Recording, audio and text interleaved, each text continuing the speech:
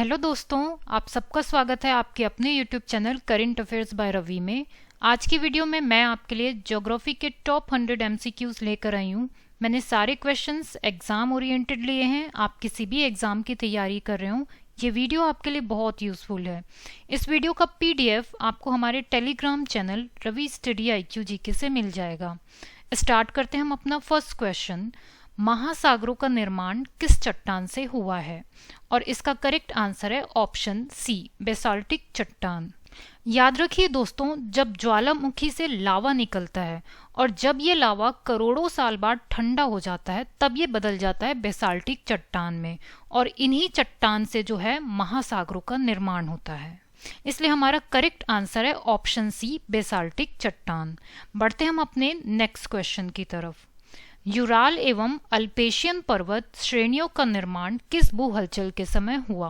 और इसका correct answer है ऑप्शन ए, हर्सिनियन भू हलचल। दोस्तों याद रखिए, ये जो हर्सिनियन भू हलचल है वो आज से लगभग 22 करोड़ वर्ष पुराना है, और उस समय जो है यूराल और अल्पेशियन पर्वत श्रेणी का निर्माण हुआ।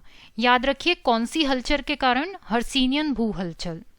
नेक्स्ट क्वेश्चन है हमारा, कोयले के भंडार में भारत का अग्रणी राज्य है, और इसका करेक्ट आंसर है ऑप्शन सी, झारखंड। दोस्तों यहाँ पर कोयले का भंडारण पूछा हुआ है। यहाँ पर जो फर्स्ट रैंक पर है वो है झारखंड, अगर दूसरे नंबर पर देखा जाए तो वो है उड़ीसा, और अगर तीसरे नंबर पर देखा जाए तो वो है छत्तीसगढ़। लेकिन यहाँ पर कोयले के भंडारण के बारे में पूछा है। यहीं पर अगर पूछता कि कोयले की उत्पादकता, तो याद रखिए कोयले का सबसे ज्यादा उत्पादक राज्य है छत्तीसगढ़। यहाँ पर फर्स्ट नंबर पर आएगा छत्तीसगढ़, लेकिन यदि भंडारण की बात की जाए तब फर्स्ट नंबर पर आता है झारखंड। नेक्स्ट क्वेश्चन की ओर बढ़ते हम। केसर का सबसे अधिक उत्पादन किस राज्य या केंद्र शासित प्रदेशों में होता है? और इसका करेक्ट आंसर है ऑप्शन डी, जम्मू कश्मीर में। दोस्तों इसका कारण है कि जम्मू कश्मीर की जो मिट्टी है, जलवायु है, वहाँ का मौसम है, और जो वहाँ की मिट्टी का भूगर्भ का तत्व है, वो केसर की खेती के लिए सबसे अनुकूल है पूरे भारत में, और इसलिए जम्मू कश्मीर में केसर का उत्पादन सबसे अधिक होता है। नेक्स्ट क्वेश्चन है हमारा, कोसी परियोजना से लाभान्वित होते हैं, और इसका करेक्ट आंसर है ऑप्शन ए, बिहार और नेपाल। दोस्तों ध्यान में रखिए, कोसी परियोजना जो है वो भारत और नेपाल की संयुक्त परियोजना है, और याद रखिए ये जो कोसी नदी है, कोसी नदी पर बना है कोसी परियोजना, और कोसी नदी को बिहार का शोक कहा जाता है। बिहार का शोक इसे इसलिए कहते हैं क्योंकि हर वर्ष इसमें बहुत अधिक बाढ़ आता है, जिससे बिहार को बहुत अधिक नुकसान होता है, इसीलिए इसको कहा जाता है बिहार का शोक। और यदि हम कोसी परियोजना की बात करें जो भारत और नेपाल के बीच हुआ है, तो ये समझौता जो है 1954 में हुआ है, और ये एक संयुक्त समझौता है, याद रखिए, भारत और नेपाल के बीच में। नेक्स्ट क्वेश्चन है हमारा, लश्कर ज्वालामुखी किस देश में स्थित है? इसका करेक्ट आंसर है ऑप्शन सी, चिली में।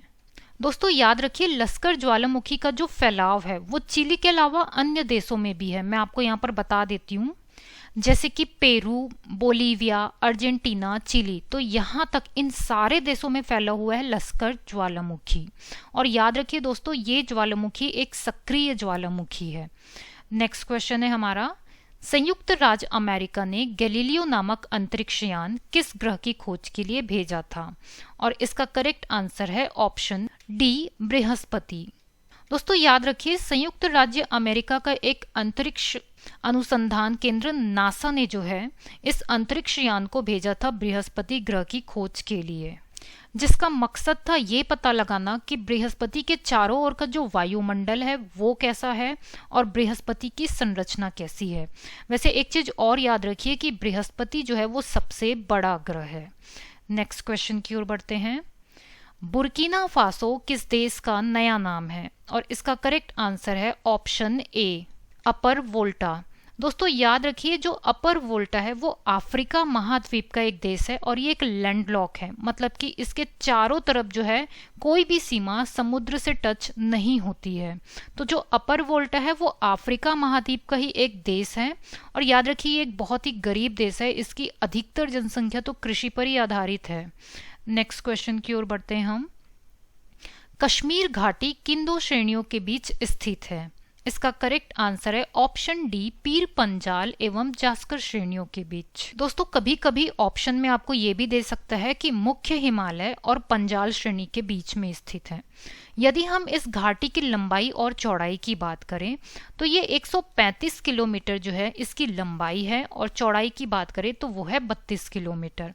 ये डेटा आप याद रखिएगा। नेक्स्ट क्वेश्चन है हमारा, देवप्रयाग किन नदियों के संगम पर स्थित है? और इसका करेक्ट आंसर है ऑप्शन डी, भागीरथी और अलकनंदा के संगम पर। यदि आप देवप्रयाग का साक्षात दर्शन करना चाहते हैं तो उसके लिए जाना होगा आपको उत्तराखंड। ये उत्तराखंड के टिहरी गढ़वाल जिले में स्थित है। याद रखिए देवप्रयाग जो है दो नदियों का संगम है। कौन सी नदी? भागीरथी और अलकनंदा। जहां पर भागीरथी और अलकनंदा नदी आपस में मिलती है उस प्रयाग को कहा जाता है देवप्रयाग, और ये कौन से राज्य में है? उत्तराखंड में। तो जब भी आप कभी उत्तराखंड जाएं तो यहाँ जरूर जाइएगा। नेक्स्ट क्वेश्चन है हमारा, ऑस्ट्रेलिया की दो प्रमुख स्वर्ण खानों के नाम बताइए। और इसका करेक्ट आंसर है ऑप्शन ए, कालगुरली तथा कुलगार्डी। दोस्तों ये दो जो है ऑस्ट्रेलिया के सोने की खान है। और यदि कभी एग्जाम में ये पूछा जाए कि विश्व का सबसे बड़ा स्वर्ण खान कहाँ है, तो याद रखिए वो है यूएसए में।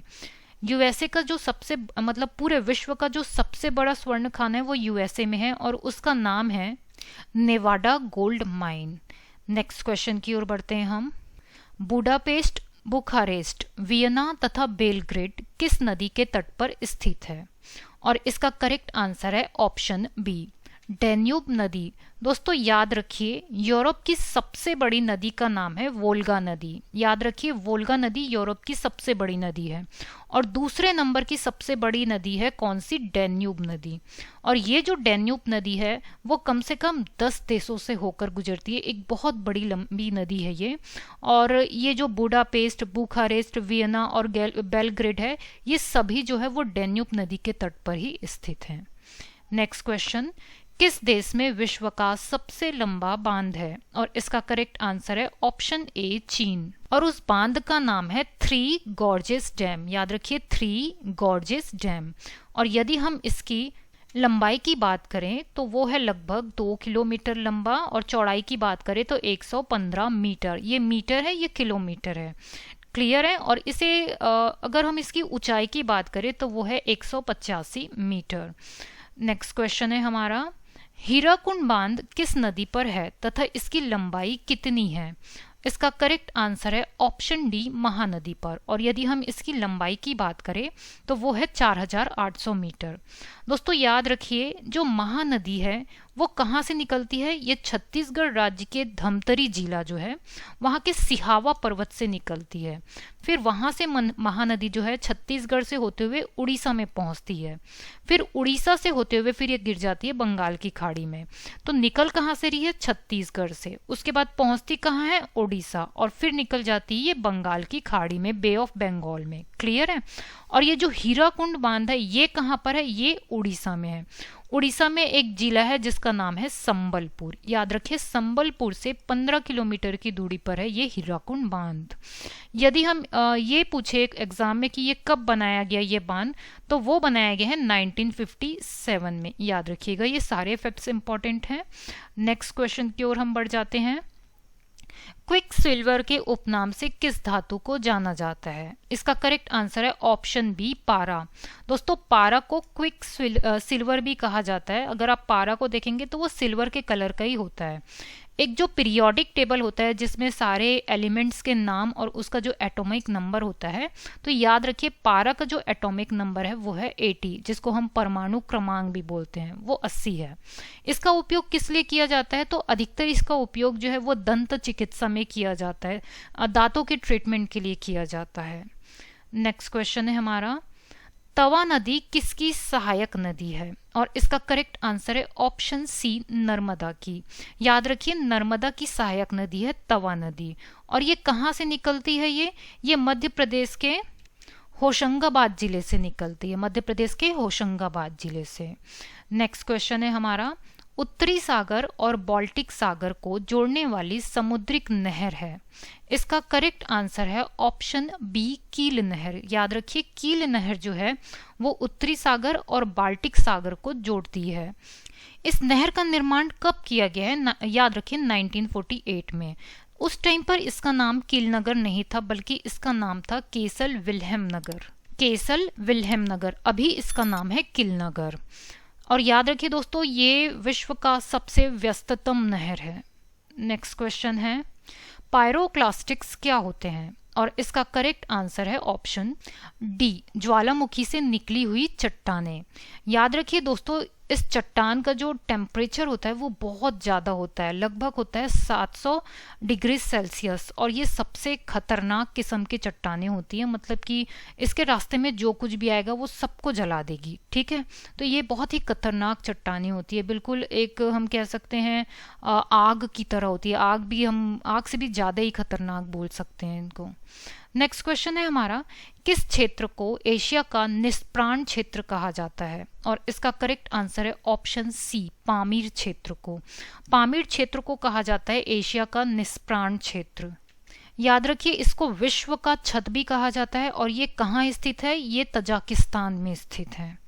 नेक्स्ट क्वेश्चन, टोडा जनजाति कहाँ पाई जाती है? इसका करेक्ट आंसर है ऑप्शन ए, नीलगिरी की पहाड़ियों में। याद रखिए दोस्तों, ये जो टोडा जनजाति है ये नीलगिरी की पहाड़ियों में अधिकतर बसे हुए होते हैं। और यदि आपके दिमाग में ये सवाल आ रहा हो कि ये नीलगिरी की पहाड़ी कहाँ पाई जाती है, तो ये पाई जाती है तमिलनाडु में। तमिलनाडु का ये मुख्य पर्यटन स्थल है। याद रखिए, इसको नील पर्वत भी कहा जाता है। और इस पहाड़ी की सबसे ऊंची चोटी है डोडा बेट्टा। डोडा बेट्टा ये सबसे ऊंची पहाड़ी है, इसकी ऊंची चोटी बोल सकते हैं हम इसको। कहाँ पर स्थित है ये? तमिलनाडु में। और कौन सी जनजाति मुख्य रूप से पाई जाती है? टोडा जनजाति। नेक्स्ट क्वेश्चन है हमारा, भारत में तेंदुपत्ता का सर्वाधिक उत्पादन करने वाला राज्य कौन सा है? इसका करेक्ट आंसर है ऑप्शन सी, मध्य प्रदेश। याद रखिए दोस्तों, देश का लगभग 25% तेंदु का उत्पादन अकेला मध्य प्रदेश करता है, जिसका औसत वार्षिक उत्पादन की अगर हम बात करें तो वो है लगभग 25 लाख मानक बोरा। 25 लाख मानक बोरा जो है ये औसत वार्षिक उत्पादन है तेंदु का। कहां से? मध्य प्रदेश से। नेक्स्ट क्वेश्चन है हमारा, काली मिट्टी में किसकी बहुलता होती है? करेक्ट आंसर है ऑप्शन डी, ए और बी दोनों। मतलब कि क्या क्या है इसका आंसर? आयरन एवं चूना, एल्यूमिनियम एवं मैग्नीशियम। अच्छा दोस्तों, ये भी याद रखिए कि काली मिट्टी कहाँ कहाँ पाई जाती है।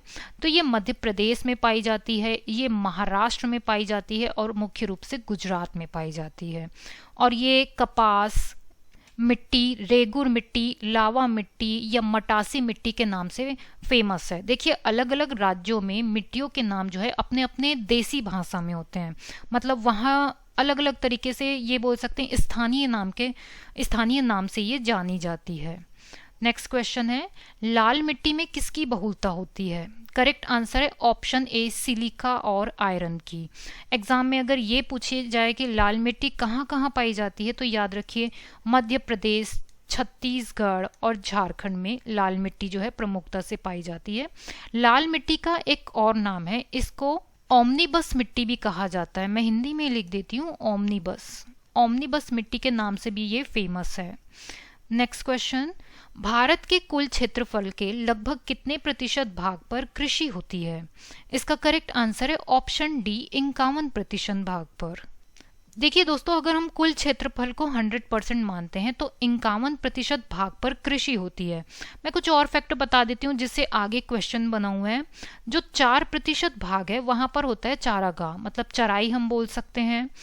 21% भाग पर तो वन है। और जो इसका 24% भाग है, या तो ये बंजर है, अब बंजर होने के कारण ये किसी भी तरीके से उपयोगी नहीं है। 51% किस चीज के लिए है? कृषि के लिए। 4% चारागाह के लिए, 21% में वन आच्छादित है और 24% किसी प्रकार की यूजफुल भूमि ये नहीं है। अब इससे कैसे कैसे क्वेश्चन बने हैं आप देख लीजिए। नेक्स्ट क्वेश्चन क्या है इसका, भारत के कुल क्षेत्रफल का लगभग कितना प्रतिशत भाग चारागाह के लिए उपयोगी है? अब आप इसका आंसर गेस कर सकते हैं। इसका सही आंसर है ऑप्शन डी, 4%।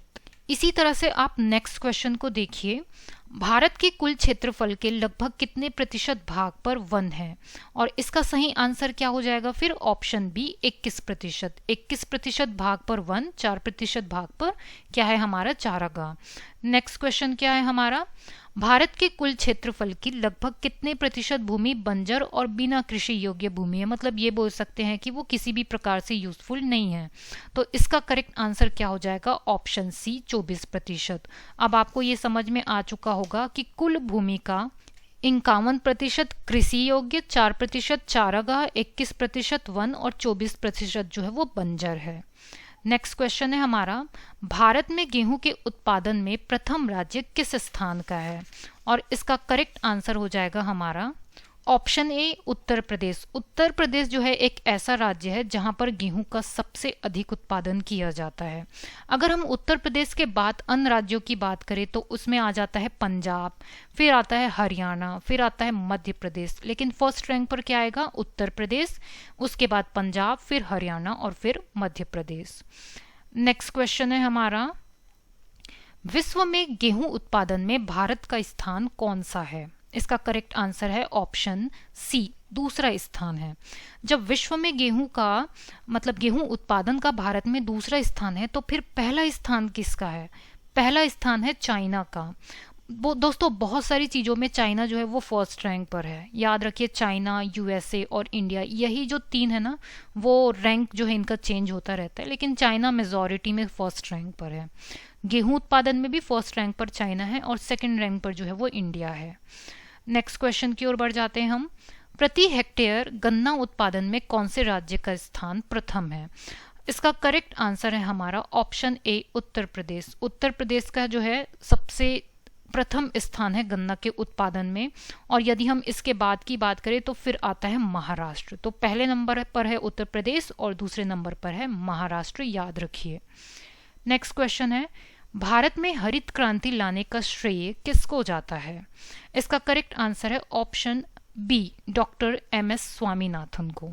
दोस्तों ये भी याद रखिए, हरित क्रांति आया कब था, हरित क्रांति आया है 1960 में, 1960 में, और हरित क्रांति का जनक किसे कहा जाता है, तो याद रखिए नॉर्मन बोरलॉग को, नॉर्मन बोरलॉग। क्लियर है। और इंडिया में हरित क्रांति लाने का श्रेय किसको बोलते हैं, डॉक्टर एम.एस. स्वामीनाथन को। नेक्स्ट क्वेश्चन है, प्रथम हरित क्रांति के बाद द्वितीय हरित क्रांति की शुरुआत कब हुई, इसका करेक्ट आंसर है ऑप्शन डी 25 जनवरी 2006 से। कब स्टार्ट हुआ है, 25 जनवरी 2006 को द्वितीय हरित क्रांति की शुरुआत हुई है। नेक्स्ट क्वेश्चन, जो फसल रबी और खरीफ की फसल के बीच तैयार की जाती है वह कौन सी है, और इसका करेक्ट आंसर है ऑप्शन बी जायद की फसल। दोस्तों याद रखिए, ये जो है मार्च अप्रैल का जो महीना होता है, मार्च अप्रैल के महीने में इसकी बुआई की जाती है, और इसके मुख्य फसल कौन कौन से हैं, जैसे कि खीरा, खरबूज, ककड़ी, मूंग, ये जो है ये जायद की फसलें होती है। तो रबी और खरीफ की जो फसल होती है उसके बीच का जो मौसम होता है उसमें बोया जाता है जो फसल को, उसे बोलते हैं जायद की फसल। नेक्स्ट क्वेश्चन, खरीफ की फसल कौन कौन सी है, इसका करेक्ट आंसर है ऑप्शन सी ज्वार, बाजरा, मक्का, चावल और तिल। और ये कब बोई जाती है, देखिए ये जून जुलाई का जो महीना होता है उसमें ये बोया जाता है, और ये जो अक्टूबर नवंबर है उसमें इसकी कटाई की जाती है। जून जुलाई में बो लिया जाता है, अक्टूबर नवंबर में कटाई कर दी जाती है, उसको बोलते हैं हम खरीफ की फसल। जैसे कि ज्वार, बाजरा, मक्का, चावल और तिल जो है ये खरीफ की फसल में आता है। नेक्स्ट क्वेश्चन है, रबी की फसल कौन कौन सी है, इसका करेक्ट आंसर है ऑप्शन डी, जैसे कि गेहूं, चना, जौ, मटर, सरसों, आलू इत्यादि। क्लियर है। अब दोस्तों इसकी बोआई होती है अक्टूबर के महीने में और इसकी कटाई हो जाती है अप्रैल के महीने में। एग्जैक्ट अक्टूबर नहीं रहता है, उसी के आसपास रहता है। तो अक्टूबर में बोया जाता है और अप्रैल में इसकी कटाई होती है। इसको बोलते हैं रबी की फसल। और प्रमुख फसल आपको पता ही चल चुका है, जैसे गेहूं, चना, जौ, मटर, सरसों, आलू, ये सारे क्या हैं, रबी की फसल है। नेक्स्ट क्वेश्चन, जायद की फसल कौन कौन सी है, इसका करेक्ट आंसर है ऑप्शन बी खरबूजा, ककड़ी, खीरा, ये हमने पहले एग्जाम्पल में देख ही लिया है कि जो रबी और खरीफ की फसल के जो बीच का जो समय रहता है उसमें जायद की फसल जो है वो बोई जाती है। नेक्स्ट क्वेश्चन, नगदी की फसल कौन कौन सी है? इसका करेक्ट आंसर है ऑप्शन ए, गन्ना, रबर, तंबाकू, कपास, सूरजमुखी। देखिए दोस्तों, नगदी की फसल किसे बोला जाता है? नगदी नाम से समझिए, जो हम पैसा देते हैं ना तुरंत, नगदी मतलब ये एक प्रकार की व्यापारिक फसलें होती है। इसकी बुआई कब होती है? ये अक्टूबर नवंबर के महीने में इसको बोया जाता है। एक्चुअली में अब देखिए, रबर, कपास, सूरजमुखी, इसको खाया तो नहीं जाता लेकिन इससे पैसे कमाए जाते हैं। ये नगदी की फसल कहलाती है, व्यापारिक फसलें कहलाती है। नेक्स्ट क्वेश्चन है हमारा, नीली क्रांति का संबंध किस उद्योग से है? इसका करेक्ट आंसर है ऑप्शन बी, मत्स्य उद्योग से। याद रखिए, नीली क्रांति के जनक कौन कहलाते हैं? हीरालाल चौधरी। हीरालाल चौधरी को कहा जाता है नीली क्रांति के जनक, और ये जो थे ये एक मत्स्य वैज्ञानिक थे और ये मत्स्य उद्योग से ही संबंधित है। नेक्स्ट क्वेश्चन है हमारा, श्वेत क्रांति किससे संबंधित है? इसका करेक्ट आंसर है ऑप्शन ए, दुग्ध उत्पादन से। और इसके जनक कौन है? श्वेत क्रांति के जनक कौन है? डॉक्टर वर्गीस कुरियन। डॉक्टर वर्गीस कुरियन। और कब हुआ था इनका जो है दुग्ध उत्पादन की ये बोल सकते हैं श्वेत क्रांति का प्रारंभ कब हुआ है? 1970 में। नेक्स्ट क्वेश्चन है, सुनहरी क्रांति किस फसल से संबंध रखती है? इसका करेक्ट आंसर है ऑप्शन बी, बागबानी व शहद उत्पादन से। याद रखिए, जो सुनहरी क्रांति होती है वो बागबानी और शहद उत्पादन से संबंधित होती है और इसके जनक हैं निरपक टूटेजा। निरपक टूटेजा जो है वो सुनहरी क्रांति के जनक हैं। नेक्स्ट क्वेश्चन की ओर बढ़ते हैं हम, गोल क्रांति किसके लिए चलाई गई? और इसका करेक्ट आंसर है ऑप्शन सी, आलू उत्पादन के लिए। आलू उत्पादन के लिए चलाई गई गोल क्रांति और इसके जनक कौन है? वर्गीस कुरियन। डॉक्टर वर्गीस कुरियन जो है वो गोल क्रांति के भी जनक हैं और दुग्ध उत्पादन के भी जनक हैं, मतलब श्वेत क्रांति के भी जनक हैं। नेक्स्ट क्वेश्चन है हमारा, गुलाबी क्रांति किससे संबंधित है? इसका करेक्ट आंसर है ऑप्शन बी, झींगा उत्पादन से। झींगा उत्पादन से संबंधित है दोस्तों क्या? गुलाबी क्रांति। और इसके जनक है दुर्गेश पटेल। याद रखिए, दुर्गेश पटेल जो हैं इनके क्या हैं? जनक हैं। किसके? गुलाबी क्रांति के। और ये किससे संबंधित है? झींगा उत्पादन से। नेक्स्ट क्वेश्चन, राष्ट्रीय रसदार फल अनुसंधान केंद्र कहाँ है? इसका करेक्ट आंसर है ऑप्शन बी, नागपुर। नागपुर में है राष्ट्रीय रसदार फल अनुसंधान केंद्र। नेक्स्ट क्वेश्चन की ओर बढ़ते हैं, अंगूर की खेती के लिए कौन सा शहर प्रसिद्ध है? और इसका करेक्ट आंसर है ऑप्शन बी, नासिक। नासिक कहाँ है? महाराष्ट्र में। याद रखिए, नासिक को अंगूर की राजधानी कहा जाता है क्योंकि सबसे अधिक अंगूर का उत्पादन नासिक में होता है। क्लियर है? अंगूर की खेती के लिए नासिक प्रसिद्ध शहर है। नेक्स्ट क्वेश्चन, मूंगफली भारत में सबसे अधिक किस राज्य में उगाई जाती है? इसका करेक्ट आंसर है ऑप्शन सी, गुजरात में। मूंगफली जो है सबसे अधिक गुजरात में उत्पादन की जाती है इसका। और इसके अलावा जो है राजस्थान में, तमिलनाडु में, आंध्र प्रदेश में और कर्नाटक, इन जगहों पर भी मूंगफली की खेती की जाती है, लेकिन गुजरात में सबसे ज़्यादा की जाती है। नेक्स्ट क्वेश्चन, चावल का उत्पादन सर्वाधिक किस राज्य में होता है? इसका करेक्ट आंसर है ऑप्शन ए, पश्चिम बंगाल में। सबसे अधिक चावल का उत्पादन करने वाला राज्य जो है वो पश्चिम बंगाल है। लगभग मान के चलिए कि 13.62% चावल का उत्पादन तो अकेला वेस्ट बंगाल करता है। और यदि पश्चिम बंगाल के बाद हम बात करें तो फिर आता है उत्तर प्रदेश का नंबर, वो लगभग 12.81% का उत्पादन करता है। और याद रखिए, चावल के उत्पादन में भारत का दूसरा स्थान है। भारत का दूसरा स्थान है और सबसे ज़्यादा उत्पादन करने वाला राज्य कौन सा है? पश्चिम बंगाल। नेक्स्ट क्वेश्चन है हमारा, किस फसल की कटाई व बुआई में सबसे अधिक समय लगता है? इसका करेक्ट आंसर है ऑप्शन ए, गन्ना। गन्ने की कटाई और बुआई का जो समय अंतराल है ना वो लगभग 1 वर्ष होता है। मतलब सबसे अधिक समय लगता है गन्ना का एक कंप्लीट फसल तैयार होने में। नेक्स्ट क्वेश्चन, भारत का उर्वरक उत्पादन और उपभोक्ता में विश्व में कौन सा स्थान है? इसका करेक्ट आंसर है ऑप्शन डी तीसरा। याद रखिए दोस्तों, उत्पादक में इसका तीसरा स्थान है और उपभोक्ता में दूसरा तीसरा होता रहता है। अभी करंट में उपभोक्ता में दूसरा स्थान है और उत्पादन में इसका जो है तीसरा स्थान है। लेकिन अगर प्रथम स्थान की बात करें तो फिर से चाइना का आता है।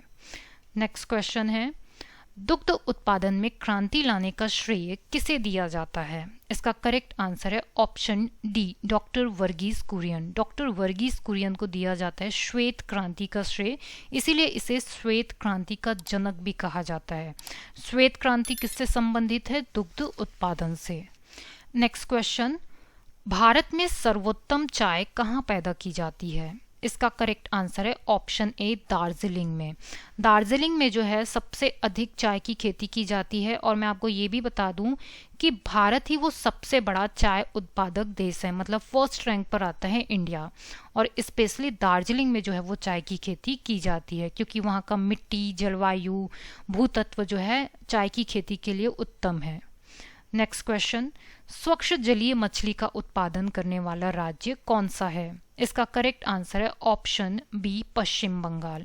और याद रखिए, स्वच्छ जलीय मछली का उत्पादन करने वाला प्रथम देश कौन सा है, अगर ये क्वेश्चन पूछा जाए तो फिर वहां पर आता है चीन का नाम। क्लियर है? और लेकिन अगर इंडिया में बात किया जाए तो वेस्ट बंगाल जो है वो फर्स्ट स्टेट है। नेक्स्ट क्वेश्चन, पटसन का उत्पादन सर्वाधिक कौन सा राज्य करता है? इसका करेक्ट आंसर है ऑप्शन ए, वेस्ट बंगाल, पश्चिम बंगाल।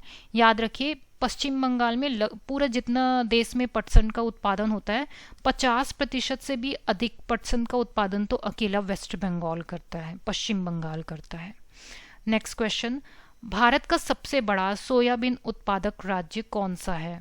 और इसका करेक्ट आंसर है ऑप्शन बी, महाराष्ट्र। दोस्तों याद रखिए, पहले फर्स्ट नंबर पर मध्य प्रदेश आता था, लेकिन अब जो है सबसे ज्यादा सोयाबीन का उत्पादन जो है वो महाराष्ट्र में किया जाता है। नेक्स्ट क्वेश्चन की ओर बढ़ते हैं हम। हरित क्रांति के फलस्वरूप देश में कुल खाद्यान्न में किसकी उत्पादकता में कमी आई? इसका करेक्ट आंसर है ऑप्शन ए, दलहन एवं मोटा अनाज।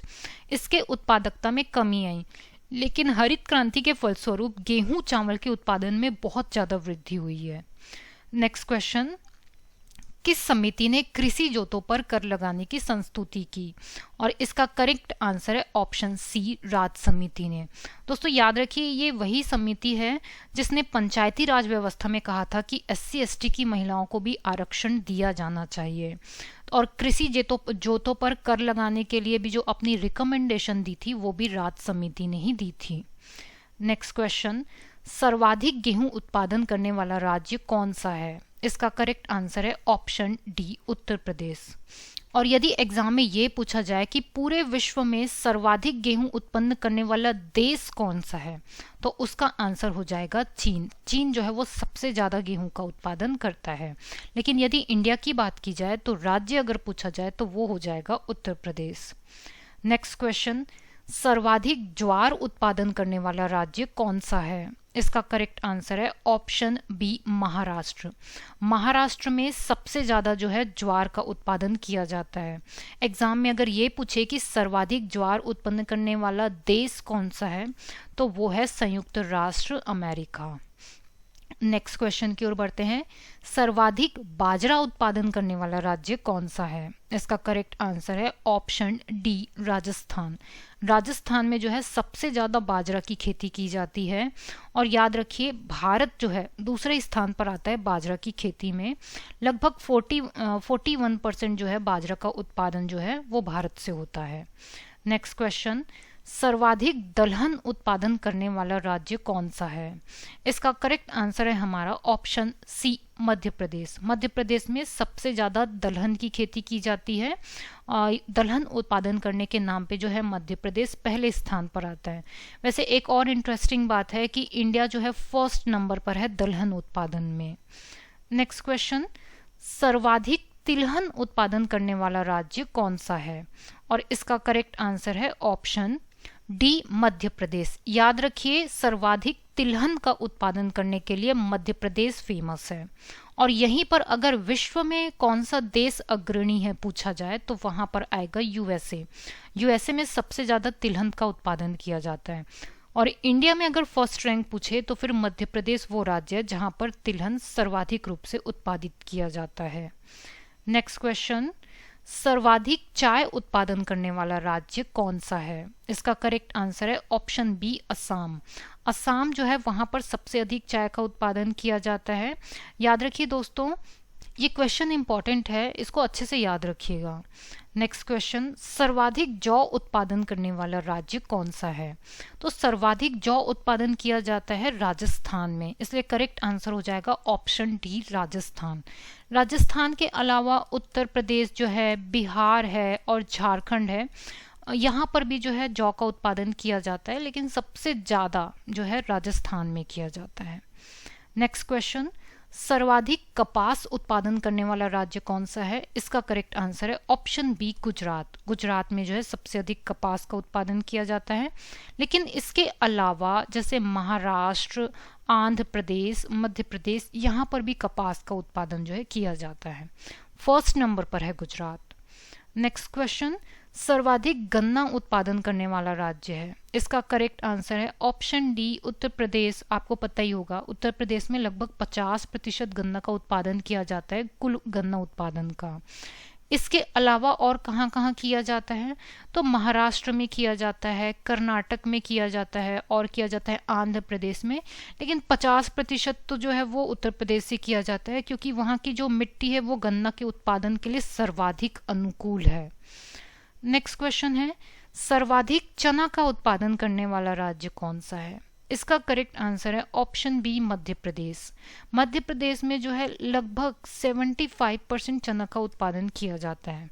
इसके बाद आता है महाराष्ट्र, यहाँ पर 19.77% जो है चना का उत्पादन किया जाता है। सबसे ज़्यादा 75% मध्य प्रदेश में किया जाता है। नेक्स्ट क्वेश्चन, सर्वाधिक जूट उत्पादन करने वाला राज्य कौन सा है? इसका करेक्ट आंसर है ऑप्शन सी, वेस्ट बंगाल, पश्चिम बंगाल। पश्चिम बंगाल में सबसे अधिक जूट का उत्पादन किया जाता है। लेकिन अगर एग्जाम में पूछ दे कि विश्व में सबसे अधिक जूट का उत्पादन कौन सा देश करता है, तो वो है बांग्लादेश। याद रखिए, बांग्लादेश में सबसे अधिक जूट का उत्पादन किया जाता है। लेकिन अगर हम भारत की बात करें तो पश्चिम बंगाल फर्स्ट रैंक पर आएगा। नेक्स्ट क्वेश्चन है, सर्वाधिक कहवा उत्पादन करने वाला राज्य कौन सा है? इसका करेक्ट आंसर है ऑप्शन ए, कर्नाटक। लगभग 68% जो है कहवा का उत्पादन अकेला कर्नाटक करता है। दूसरे नंबर अगर पूछा जाए दूसरे नंबर पर कौन करता है, तो फिर वो है केरल। केरल जो है दूसरे नंबर पर सबसे ज्यादा कहवा का उत्पादन करता है। नेक्स्ट क्वेश्चन, सर्वाधिक रबर व मसाले उत्पादन करने वाला राज्य कौन सा है? इसका करेक्ट आंसर है ऑप्शन डी, केरल। याद रखिए, केरल में सबसे ज़्यादा रबर और मसाले का उत्पादन किया जाता है। वैसे आप जो रबर पूरे इंडिया में फैला हुआ है ना, बहुत ज़्यादा चांस है कि उसका जो है उत्पादन जो है वो केरल से ही किया गया हो। ये मेन सेंटर पॉइंट है केरल रबर उत्पादन का। नेक्स्ट क्वेश्चन, सर्वाधिक तंबाकू उत्पादन करने वाला राज्य कौन सा है? इसका करेक्ट आंसर है ऑप्शन बी, आंध्र प्रदेश। याद रखिए दोस्तों, आंध्र प्रदेश जो है सबसे अधिक तंबाकू का उत्पादन करता है। इसके अलावा जो है गुजरात और जो है यूपी, ये भी जो है तंबाकू का उत्पादन करते हैं। अगर विश्व में पूछा जाए तो फिर से चाइना फर्स्ट रैंक पर आता है तंबाकू के उत्पादन में। नेक्स्ट क्वेश्चन, सर्वाधिक नारियल उत्पादन करने वाला राज्य कौन सा है? इसका करेक्ट आंसर है ऑप्शन सी, केरल। आपको पता ही होगा कि सबसे ज़्यादा नारियल का उत्पादन जो है वो केरल में किया जाता है। और मैं आपको ये भी बता दूं कि पूरे विश्व में सबसे ज़्यादा नारियल का उत्पादन जो है वो भारत करता है। जैसे कि केरल है, कर्नाटक है, आंध्र प्रदेश है, उड़ीसा है, यहाँ पर जो है नारियल का उत्पादन जो है मुख्य रूप से किया जाता है। नेक्स्ट क्वेश्चन है हमारा, सर्वाधिक सोयाबीन उत्पादन करने वाला राज्य कौन सा है? इसका करेक्ट आंसर है ऑप्शन डी, मध्य प्रदेश। मध्य प्रदेश जो है सबसे ज़्यादा सोयाबीन का उत्पादन करता है। दोस्तों इसको करेक्ट कीजिए, पहले मध्य प्रदेश करता था, लेकिन अभी जो लेटेस्ट डेटा के जो आया है उसके हिसाब से महाराष्ट्र जो है वो सबसे अधिक सोयाबीन का उत्पादन करता है, लेकिन एक वर्ष पहले की बात की जाए तब मध्य प्रदेश था। क्लियर है? अभी लेटेस्ट जो डेटा है उसके हिसाब से महाराष्ट्र है, लेकिन एक साल पहले जो है मध्य प्रदेश करता था। याद रखिए सोयाबीन का एक और नाम है ग्लाइसिन मैक्स, ग्लाइसिन मैक्स कहा जाता है सोयाबीन को। नेक्स्ट क्वेश्चन, सर्वाधिक हल्दी उत्पादन करने वाला राज्य कौन सा है? इसका करेक्ट आंसर है ऑप्शन ए आंध्र प्रदेश। आंध्र प्रदेश जो है वो सबसे अधिक हल्दी का उत्पादन करता है, लेकिन आंध्र प्रदेश के अलावा जो हमारा तमिलनाडु है और उड़ीसा है, वेस्ट बंगाल है, यहाँ पर भी हल्दी का उत्पादन काफ़ी अधिक मात्रा में किया जाता है, लेकिन तुलनात्मक रूप से आंध्र प्रदेश में सबसे अधिक किया जाता है। नेक्स्ट क्वेश्चन, सर्वाधिक पटसन उत्पादन करने वाला राज्य कौन सा है? करेक्ट आंसर है ऑप्शन सी पश्चिम बंगाल। लगभग 50% से ज़्यादा जो है पटसन का उत्पादन अकेला वेस्ट बंगाल करता है। नेक्स्ट क्वेश्चन, भारत में ऑपरेशन फ्लड प्रथम का शुभारंभ कब हुआ? इसका करेक्ट आंसर है ऑप्शन डी 1970 में। दोस्तों याद रखिए ये दुग्ध उत्पादन में एक क्रांति थी जिसको हम श्वेत क्रांति भी बोलते हैं, जिसको हम ऑपरेशन फ्लड भी कहते हैं। क्लियर है? ये डेयरी इंडस्ट्री का एक बहुत बड़ा रिवॉल्यूशन था जिसकी शुरुआत कब हुई थी? 1970 में। नेक्स्ट क्वेश्चन है हमारा, सबसे अधिक दूध देने वाली भैंस की प्रजाति कौन सी है? और इसका करेक्ट आंसर है ऑप्शन डी मुर्रा।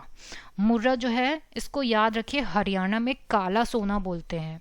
क्यों? एक तो ये मुर्रा प्रजाति हरियाणा पंजाब वाले क्षेत्र में सबसे ज़्यादा पाई जाती है और ये बहुत अधिक मात्रा में दूध देती है, इसलिए इसको हरियाणा में बोलते हैं काला सोना। नेक्स्ट क्वेश्चन है, गरीबों की गाय किसे कहते हैं? करेक्ट आंसर है ऑप्शन बी बकरी। क्यों कहा जाता है गरीबों की गाय?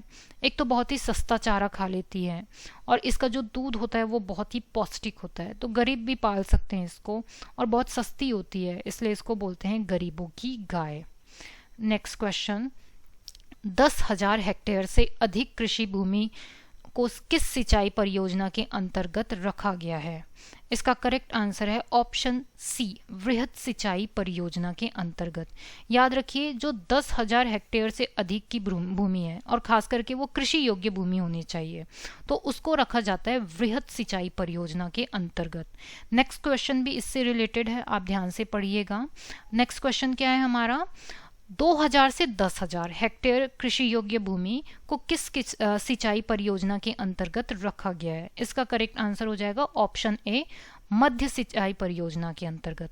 देखिए दोस्तों प्रीवियस क्वेश्चन क्या है हमारा, अगर 10,000 हेक्टेयर से अधिक भूमि है तो उसको रखेंगे वृहद सिंचाई परियोजना के अंतर्गत, और वही अगर 2000 से 10,000 के बीच में है तो उसको रखेंगे मध्य सिंचाई परियोजना के अंतर्गत। नेक्स्ट क्वेश्चन देखिए, अगर 2000 हेक्टेयर से कम कृषि योग्य भूमि को किस परियोजना के अंतर्गत रखा गया है? इसका करेक्ट आंसर क्या हो जाएगा ऑप्शन डी लघु सिंचाई परियोजना। अब आपको क्लियर हो चुका होगा। क्लियर है? एक तो है लघु सिंचाई परियोजना, फिर है मध्य सिंचाई परियोजना, और फिर तीसरा है वृहद सिंचाई परियोजना। तो अगर 2000 हेक्टेयर से भी कम कृषि योग्य भूमि है तो उसको रखा जाएगा लघु सिंचाई परियोजना के अंतर्गत।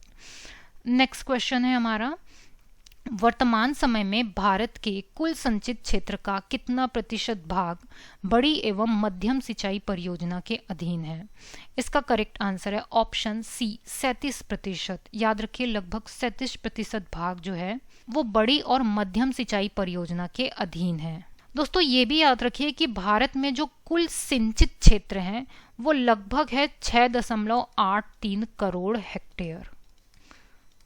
6.83 करोड़ हेक्टेयर ये कुल सिंचित भूमि है भारत का। ये इससे भी इंपॉर्टेंट क्वेश्चन बना है। नेक्स्ट क्वेश्चन, भारत में शुद्ध बोए गए क्षेत्र के लगभग कितने भाग पर सिंचाई की सुविधा उपलब्ध है? इसका करेक्ट आंसर है ऑप्शन बी 28% भाग पर।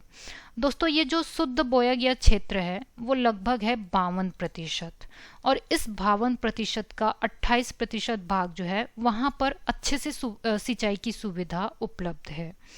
नेक्स्ट क्वेश्चन की ओर बढ़ते हैं। राणा प्रताप सागर जल शक्ति केंद्र किस नदी पर है? इसका करेक्ट आंसर है ऑप्शन सी, चंबल नदी पर। चंबल नदी पर है क्या? राणा प्रताप सागर जल शक्ति केंद्र। अच्छा, कौन से राज्य में है ये? राजस्थान राज्य में है। राजस्थान राज्य के रावणभाटा जिले में है। क्या चीज है? राणा प्रताप सागर जल शक्ति केंद्र। नेक्स्ट क्वेश्चन, अंतरराष्ट्रीय तिथि रेखा का निर्धारण किस वर्ष किया गया था? करेक्ट आंसर है ऑप्शन डी, 1884 में। 1884 में जो है निर्धारित की गई अंतरराष्ट्रीय तिथि रेखा। और ये भी याद रखिए दोस्तों, कहाँ किया गया था ये? वॉशिंगटन डीसी में। वॉशिंगटन डीसी में जो है एक संयुक्त सम्मेलन में जो है अंतरराष्ट्रीय तिथि रेखा की घोषणा की गई थी। समय कब है? 1884।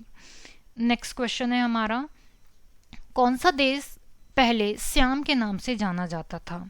इसका करेक्ट आंसर है ऑप्शन डी, थाईलैंड। थाईलैंड को पहले बोलते थे श्याम। फिर याद रखिए इसका नामकरण कब हुआ, मतलब इसका नाम पुनः परिवर्तित कब हुआ? 23 जून 1939 को, 1939, 23 जून 1939 को श्याम को बदलकर रख दिया गया थाईलैंड। नेक्स्ट क्वेश्चन है, भारत का कौन सा नगर अंतरिक्ष नगर के उपनाम से जाना जाता है? इसका करेक्ट आंसर है ऑप्शन सी, बेंगलुरु। बेंगलुरु को क्यों अंतरिक्ष नगर बोला जाता है दोस्तों? याद रखिए, सबसे पहले तो कर्नाटक की राजधानी है बेंगलुरु। यहाँ पर मिलता है इसरो, इसरो का केंद्र भी है। फिर यहाँ पर है URSC और यहाँ पर है ISTRAC। ये सारे जो अंतरिक्ष केंद्र हैं, अनुसंधान केंद्र हैं, ये सारे बेंगलुरु में हैं, इसलिए बेंगलुरु को बोला जाता है अंतरिक्ष नगर। नेक्स्ट क्वेश्चन, पाकिस्तान के समुद्र तट का भौगोलिक नाम क्या है? इसका करेक्ट आंसर है ऑप्शन डी, मकरान तट। याद रखिए दोस्तों, पाकिस्तान का जो समुद्री तट है उसको मकरान तट बोला जाता है और ये इसका भौगोलिक नाम है। नेक्स्ट क्वेश्चन, विश्व में सर्वाधिक ऊनी वस्त्र का उत्पादन कौन सा देश करता है? इसका करेक्ट आंसर है ऑप्शन बी, ऑस्ट्रेलिया। ऑस्ट्रेलिया जो है सबसे ज़्यादा ऊनी वस्त्र का उत्पादन करने वाला देश है। पूरे विश्व में इसका अग्रणी स्थान है। किसका? ऑस्ट्रेलिया का। नेक्स्ट क्वेश्चन, भारत का एकमात्र सक्रिय ज्वालामुखी किस देश में द्वीप में स्थित है? इसका करेक्ट आंसर है ऑप्शन डी, बैरन द्वीप। दोस्तों ये बैरन द्वीप कहाँ पर है? तो याद रखिए, ये जो अंडमान निकोबार हमारा केंद्र शासित प्रदेश है वो भी द्वीपों का ही समूह है, तो उसी का ही एक द्वीप है बैरन द्वीप।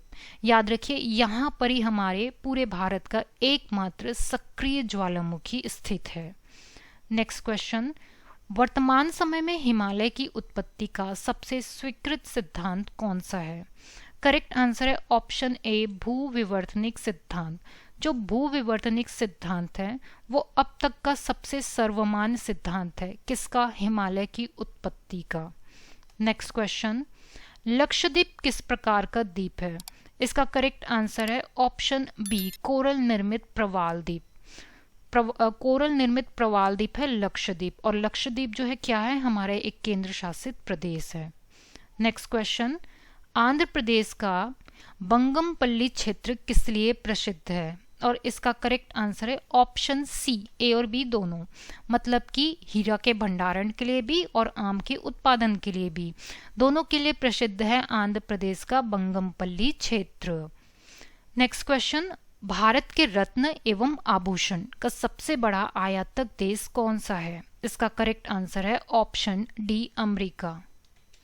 भारत के रत्न और आभूषण का सबसे बड़ा आयातक देश है कौन सा? अमेरिका। नेक्स्ट क्वेश्चन, मन्नार की खाड़ी किन किन देशों को अलग करती है? और इसका करेक्ट आंसर है ऑप्शन सी, भारत और श्रीलंका। भारत और श्रीलंका के बीच पाई जाती है मन्नार की खाड़ी, और भारत और श्रीलंका को अलग करती है यह। नेक्स्ट क्वेश्चन, कोयाली किस उद्योग के लिए प्रसिद्ध है? और इसका करेक्ट आंसर है ऑप्शन बी, पेट्रो रिफाइनिंग उद्योग के लिए प्रसिद्ध है क्या? कोयाली। नेक्स्ट क्वेश्चन है, ऑस्ट्रेलिया में सर्वाधिक लंबा दिन कब होता है?